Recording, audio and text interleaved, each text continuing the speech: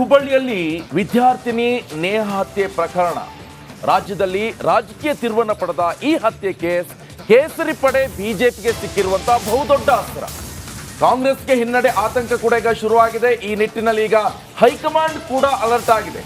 ಯಾವುದೇ ವಿವಾದಾತ್ಮಕ ಹೇಳಿಕೆಗಳಿಂದ ದೂರವಿರಿ ಅಂತ ರಾಜ್ಯದ ಕಾಂಗ್ರೆಸ್ನ ನಾಯಕರಿಗೆ ಹೈಕಮಾಂಡ್ ಕಿವಿ ಮಾತನ್ನ ಹೇಳ್ತಾ ಇದೆ. ಪದೇ ಪದೇ ಯಾವುದೇ ಅಸಂಬದ್ಧ ಹೇಳಿಕೆಯನ್ನು ನೀಡಬೇಡಿ. ಕೇವಲ ಸಿಎಂ, ಡಿಸಿಎಂ, ಗೃಹ ಸಚಿವರು ಇದ್ರ ಬಗ್ಗೆ ಸ್ಪಷ್ಟನೆಯನ್ನ ಕೊಡ್ಲಿ. ಬೇರೆಯವರ ಕೊಲೆ ವಿಚಾರ ಚರ್ಚೆ ಮಾಡೋಕೆ ಹೋಗಬೇಡಿ. ಸರ್ಕಾರ ಸೂಕ್ತ ಕ್ರಮವನ್ನು ತೆಗೆದುಕೊಳ್ಳುತ್ತೆ ಅಂತ ಹೇಳಿಕೆಯನ್ನ ನೀಡಿದ್ದಾರೆ. ಕಾಂಗ್ರೆಸ್ನ ಉಸ್ತುವಾರಿ ಸುರ್ಜೇವಾಲಾ ಖಡಕ್ ವಾರ್ನಿಂಗ್ ಅನ್ನ ರಾಜ್ಯದ ಕಾಂಗ್ರೆಸ್ ನಾಯಕರಿಗೆ ಕೊಟ್ಟಿರುವಂತದ್ದು. ಇದೇ ವಿಚಾರಕ್ಕೆ ಸಂಬಂಧಪಟ್ಟಂತೆ ಕೇವಲ DCM D K Shivakumar, CM Siddaramaiah ಹಾಗೆ ಗೃಹ ಸಚಿವರು ಹೇಳಿಕೆಯನ್ನು ಕೊಡಿ. ಈಗಾಗಲೇ ಗಮನಿಸ್ತಾ ಇದ್ವಿ ಒಂದ್ ಕಡೆ ಅಸಂಬದ್ಧ ಹೇಳಿಕೆ ಅಂತ ಕೊಟ್ಟಿದ್ದೆ ಶುರುವಲ್ಲಿ ಮುಖ್ಯಮಂತ್ರಿಗಳು ಹಾಗೆ ಗೃಹ ಸಚಿವರು ಅನ್ನೋ ಅಸ್ತ್ರವನ್ನ ಬಿಜೆಪಿಗೆ ಆಲ್ರೆಡಿ ಬಳಕೆ ಮಾಡ್ಕೊಳ್ತಾ ಇದೆ.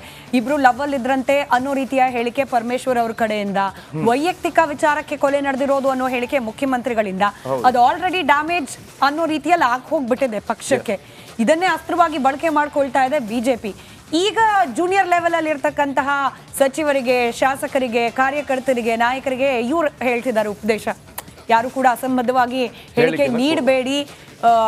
ಇದರಿಂದಾಗಿ ನೀವು ಇನ್ ಕೇಸ್ ಆ ರೀತಿ ಏನಾದರೂ ಡ್ಯಾಮೇಜಿಂಗ್ ಸ್ಟೇಟ್ಮೆಂಟ್ ಅನ್ನ ಕೊಟ್ಟರೆ ನಿಮ್ಮ ವಿರುದ್ಧವಾಗಿ ನಾವು ಆಕ್ಷನ್ ತೆಗೆದುಕೊಳ್ಬೇಕಾಗುತ್ತೆ. ಯಾರು ಏನೇ ಕೇಳಿದ್ರು ಕೂಡ ಸರ್ಕಾರ ಸೂಕ್ತ ಕ್ರಮ ಕೈಗೊಳ್ತಿದೆ ಅಂತ ಹೇಳಿ ಮಾತ್ರ ಹೇಳಿಕೆಯನ್ನ ನೀಡಿ ಅಂತ ಹೇಳಿ ಸುರ್ಜೇವಾಲಾ ಅವರು ಹೇಳಿರೋದು.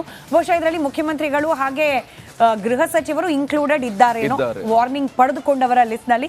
ಬಸವರಾಜ್ ನಮ್ಮ ಪ್ರತಿನಿಧಿ ಮತ್ತಷ್ಟು ಮಾಹಿತಿಯೊಂದಿಗೆ. ಬಸವರಾಜ್, ನಾನು ಹೇಳ್ತಾ ಇದ್ದೆ ನೋಡಿ, ಮೊದಲನೇದಾಗಿ ಸ್ಟೇಟ್ಮೆಂಟ್ ಕೊಟ್ಟಿದ್ದೇನೆ ಮುಖ್ಯಮಂತ್ರಿಗಳು ಹಾಗೆ ಗೃಹ ಸಚಿವರು. ಅದೇನೇ ಇದೀಗ ಬಿಜೆಪಿಗೆ ದೊಡ್ಡ ಅಸ್ತ್ರ ಆಗಿದೆ. ಇನ್ ಯಾರಿಗೆ ಹಾಗಾದ್ರೆ ಈ ವಾರ್ನಿಂಗು? ಇನ್ ಯಾರೆಲ್ಲರೂ ಈ ಆಜ್ಞೆಯನ್ನ ಪಾಲನೆ ಮಾಡಬೇಕು ಅನ್ನೋ ಎಕ್ಸ್ಪೆಕ್ಟೇಷನ್ ಕಾಂಗ್ರೆಸ್ನ ಹೈಕಮಾಂಡ್ ನಲ್ಲಿ ಇದೆ ಅಂತ ಹೇಳಿ?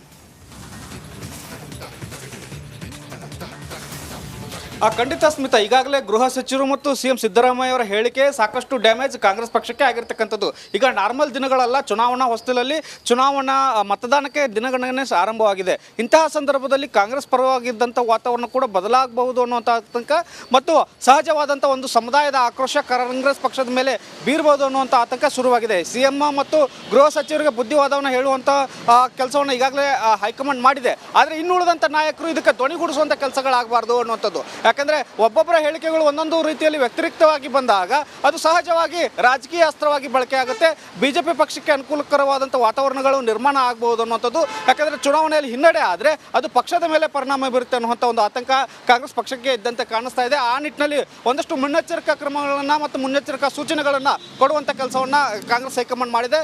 ಈ ಮೂಲಕ ಒಂದಷ್ಟು ನಾಯಕರನ್ನ ಈ ಬಗ್ಗೆ ಕೇಳಿದಾಗ ಸರ್ಕಾರ ಸೂಕ್ತವಾದಂಥ ಕ್ರಮವನ್ನೇ ತೆಗೆದುಕೊಳ್ಳುತ್ತೆ ಅನ್ನುವಂಥ ಮಾತನ್ನು ಹೇಳ್ತಾ ಇದ್ದಾರೆ. ಯಾಕಂದ್ರೆ ಮುಂದುವರೆದಂಥ ಹೇಳಿಕೆಗಳನ್ನು ಕೊಡ್ತಾ ಇಲ್ಲ. ಹಾಗಾಗಿ ಇದನ್ನು ಇನ್ನಷ್ಟು ರಾಜಕೀಯವಾಗಿ ಜೀವಂತವಾಗಿಡುವಂಥ ಕೆಲಸವನ್ನು ಬಿಜೆಪಿ ಮಾಡಬಹುದು ಅನ್ನುವಂಥ ಆತಂಕ ಕೂಡ ಕಾಂಗ್ರೆಸ್ ಗಿದ್ದಂತೆ ಕಾಣಿಸ್ತಾ ಇದೆ.